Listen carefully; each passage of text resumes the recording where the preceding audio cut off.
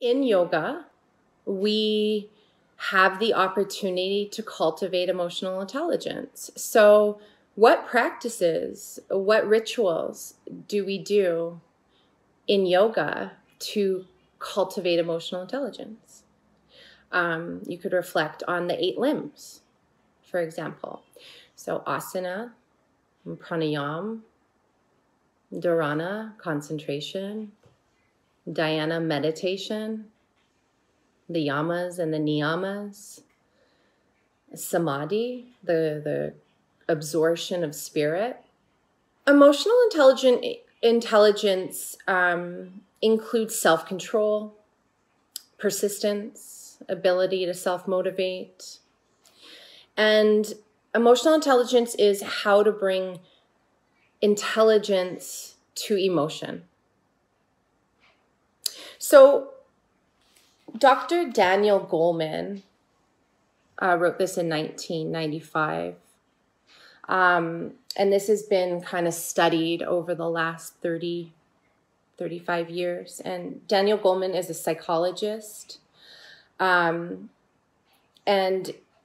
why he writes this book is to teach people why emotional intelligence is just as important as IQ for success in life. So I want to read a little bit from his book to you right now. Perhaps the most disturbing single piece of data in this book comes from a massive survey of parents and teachers that shows a worldwide trend for this present generation of children to be more troubled emotionally than the last, more lonely and depressed, more angry and unruly, more nervous and prone to worry, more impulsive and aggressive. If there's a remedy, I feel it must lie in how we prepare our young for life. At present, we leave the emotional education of our children to chance, with even more disastrous results. One solution is a new vision of what schools can do to educate the whole student, bringing together the mind and the heart in the classroom. Our journey ends with visits to innovative classes that aim to give children a grounding in the basics of emotional intelligence. I can foresee a day when education will routinely include incalculating essential human competencies such as self-awareness, self-control, and empathy, and the arts of listening, resolving conflicts, and cooperation.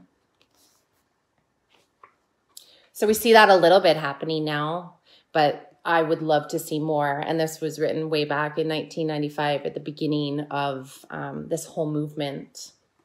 Another book that I really love on this subject is by Dr. Mark Brackett. He writes Permission to Feel. So this is another awesome resource for you. So I want to share one more quote with you from Dr. Daniel Goleman. He says, by teaching people to tune into their emotional intelligence and to expand their circle of caring, we can transform organizations from the inside out and make a positive difference in our world. So I feel that that's why I'm so connected to this work. I feel humbled and absolutely honored every time I teach a yoga class, whether it's a private or a big event with hundreds of people. I feel that it is one of my life's biggest blessings to share this practice of emotional intelligence, because I see such a connection between what yoga has taught for thousands of years and emotional intelligence and being able to change the way that we operate. And when I went to university, originally I wanted to be a social worker because I wanted to change the world. And then in my 4th year, I didn't like the bureaucracy and all the red tape. And that's when I decided to dive into the yoga world. And yeah, the rest is history. So if you're interested in this stuff, I definitely would recommend starting with Dr. Daniel Goleman's book, Emotional Intelligence, and then maybe Dr. Mark Brackett's book, Permission to Feel. And it's such an important part of what we teach in yoga, because we hold space, safe space, for people to fully feel all the human feeling tones. And emotions and feeling tones are meant to be felt. And so many people, like 100% my case too. So I have a therapist to help me, feel. It's hard for so many people. So that's what's so incredible about our work, is that we get to hold space and encourage people to deeply tap in to their feels, because those feelings are information. And this has been taught for thousands and thousands and thousands of years in so many different indigenous cultures. And so it's so beautiful that you are here learning about this, and hopefully going out there and practicing it yourself and teaching.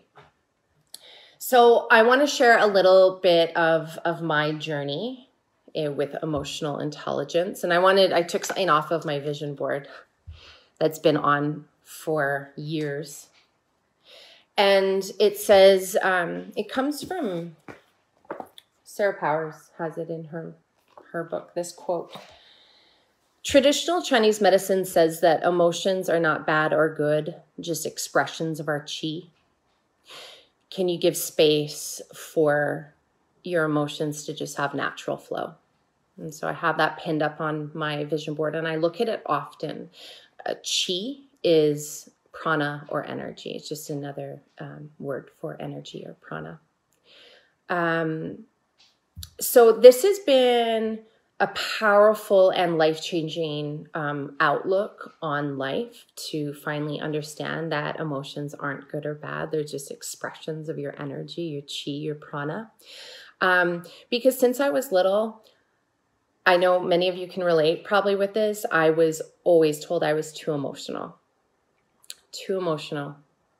And I was actually shamed for it, which is devastating. And it's like, no shit.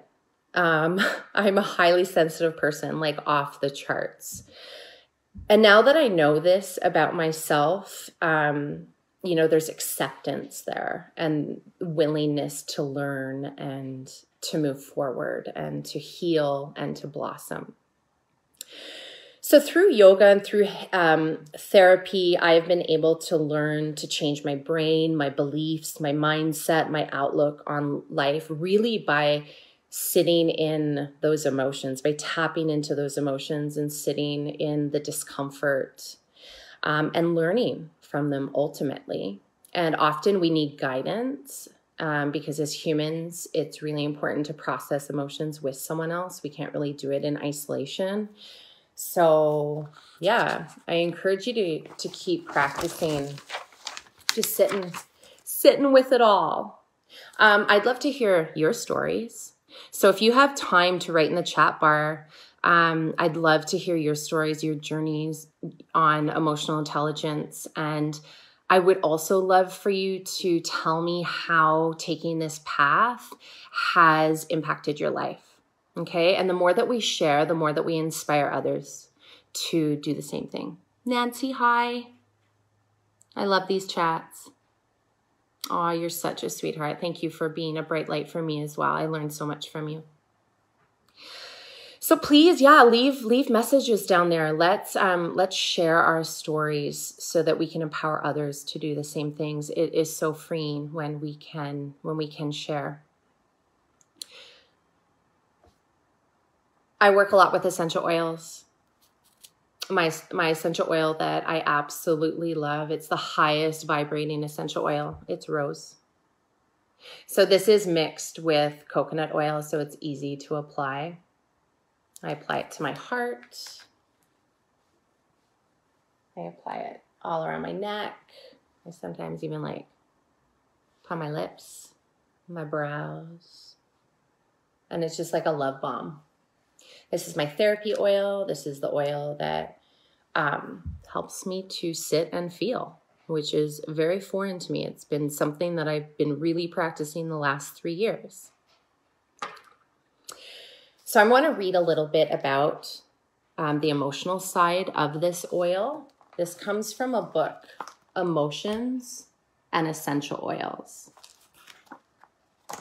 So rose is the oil of divine love, and that's really important in this journey of acceptance and sitting in the discomfort of those human emotions that maybe you've never felt before for different reasons. So rose is the oil of divine love, and rose holds, like I said, the highest frequency than any other oil on the planet. It's a powerful healer of the heart, and it supports an individual in reaching and connecting with divine love. Rose teaches the essential need for divine grace and healing processes. As an individual opens to receive, the heart is softened. If one can simply let go and choose to receive divine love, they are wrapped in warmth, charity, and compassion. Rose essential oil invites individuals to experience the unwavering, unchanging, unconditional love of the divine. This love heals all hearts and dresses all wounds. It restores an individual to authenticity, wholeness, and purity. As one feels unconditional love and acceptance, the heart is softened. As the heart fully opens, a fountain of love flows freely through the soul. In this state, one feels charity and compassion. Charity is experienced on behalf of oneself and others. Rose embodies divine love and teaches individuals how to contact this love through prayer, meditation, and opening the heart to receive. So beautiful. I wish you all could pause in your stillness and quietude and just take a big, deep inhale breath of this rose oil or any other essential oil that feels loving to you. And in those moments of quietude and stillness, we have the opportunity to connect to that unconditional love that we have for ourselves, that unconditional acceptance that we have for ourselves. And it's in that place that we can feel. Hi, Emma.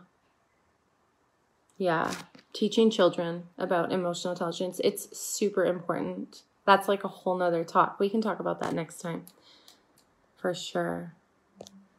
I can't wait to read all these comments. Okay, I have to stay focused though, and then I'll get back to the comments and we'll keep chatting.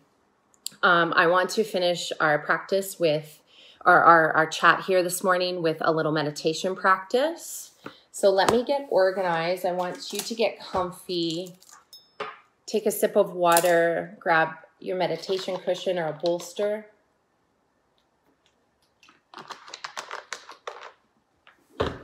So Sarah Powers is one of my favorite teachers, okay? She teaches Yin Yoga, and Yin Yoga is, it's like a mix of Taoist philosophy, Buddhism, yogic philosophy, and I just love what I've learned from Sarah. I've loved what I've learned from Paul Grilly. I absolutely love the Yin practice. So I want to talk about the second foundation of mindfulness, which is like Buddhist mindfulness, and this is mindfulness of feelings, okay? So the second foundation of mindfulness. What did I want to share with you here? So yeah, I think I'm just going to lead you right through the meditation. So sit up nice and tall. We want to arrive and we want to center ourselves and we want to ground down. So get in a comfortable seated position, whatever that might look like for you today. You can use a wall as support, blocks underneath knees. If you're comfortable closing your eyes, close your eyes. If you're not comfortable closing your eyes, just gaze to the front edge of your mat or just down towards the floor. And I want you to start to just breathe.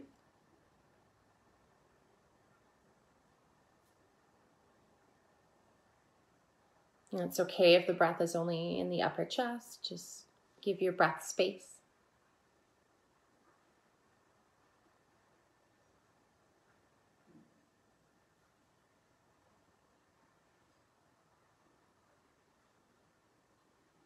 Now I want you to focus on allowing your emotions, your feeling tones. I want you to allow them to breathe. And you might be flooded with emotion this morning. It's morning for me. Or you might feel really calm. And whatever feeling tone comes up, I want you to practice just giving it space to breathe.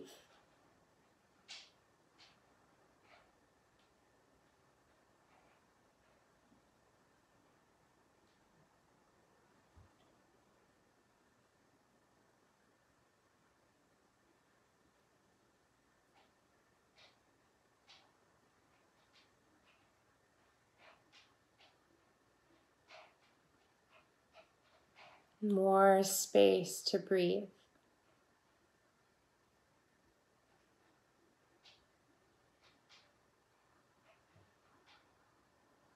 Now I want you to give the feeling tones your full and unbiased attention. Mindfulness of feeling tone. Mindfulness of emotion.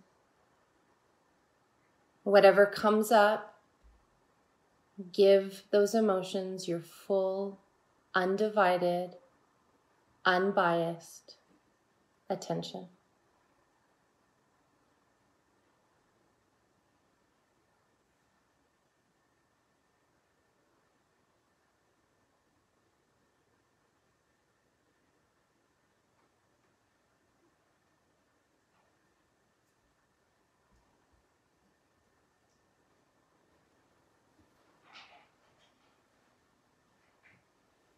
And so we practice just sitting with them rather than immediately acting out on them.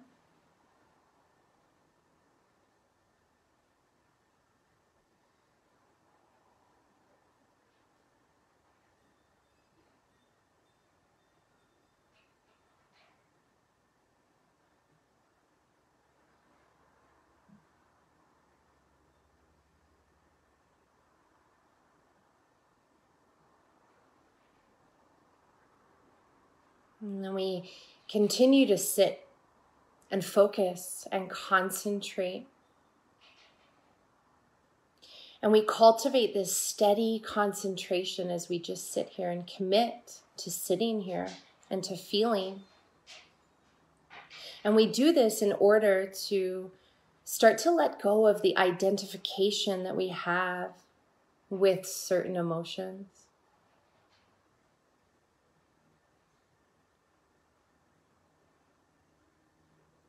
Deep acceptance and letting go. And we use concentration and focus for this to happen.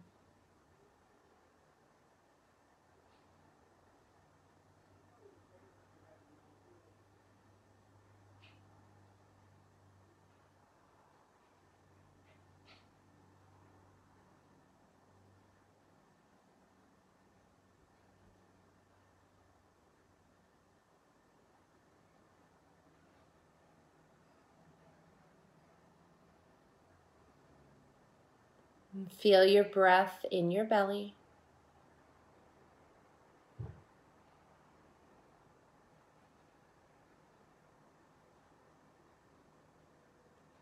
Taming your reactivity here. Just by committing to stillness, silence, observation, concentration, and focus.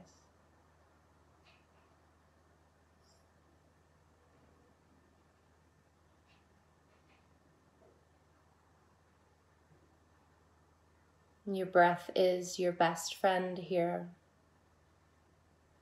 soothing, nurturing as you feel deeply.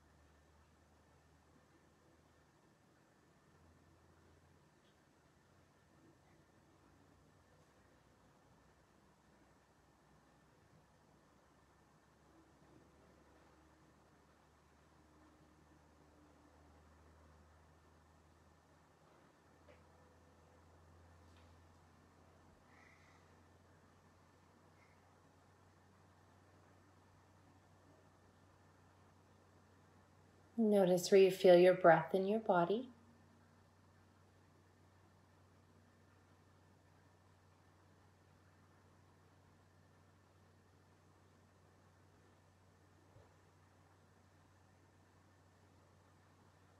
Notice where you feel space in your body.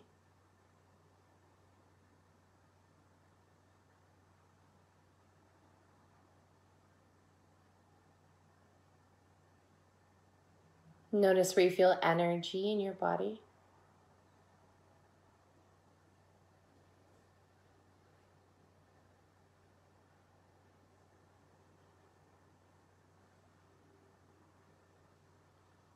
Notice where you feel warmth and vitality, prana in your body.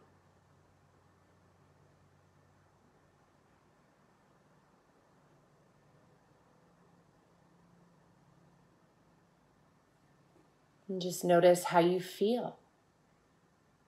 And can you sit and fully feel that emotion?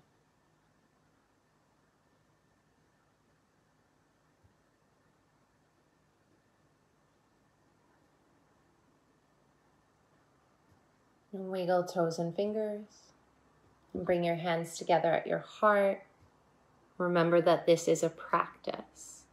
Bring this practice with you throughout your weekend and share it with others. The light in me bows to the light in all of you. Namaste. Thank you so much for being with me here today. I love these conversations and hopefully we can keep chatting. So share away on the chat bar and I'll get back to you. Okay. Peace.